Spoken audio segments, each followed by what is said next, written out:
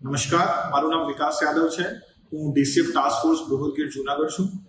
તાજેતરમાં એક video viral થયો છે જેમાં દેખાય છે કે અમુક શખ્સો સિંહની પજવણી કરે છે, એમને હેરાન કરે છે.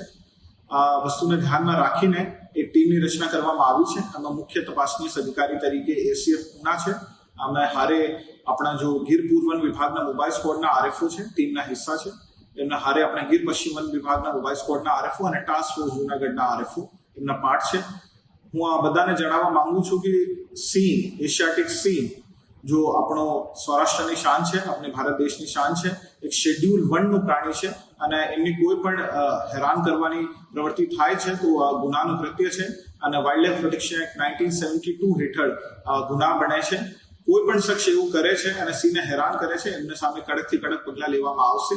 આ પ્રકરણમાં પણ ટીમની ગઠન કરવામાં આવે છે અને ટીમ એક ડિટેલ તપાસ આ બાબત કરશે અને પછી છેલ્લી રિપોર્ટ અહીંયા રજૂ કરવામાં આવશે અને જો પણ શખ્સ આમાં સામેલ છે એમને સામે કડકથી કડક પગલાં લેવામાં આવશે. નમસ્કાર.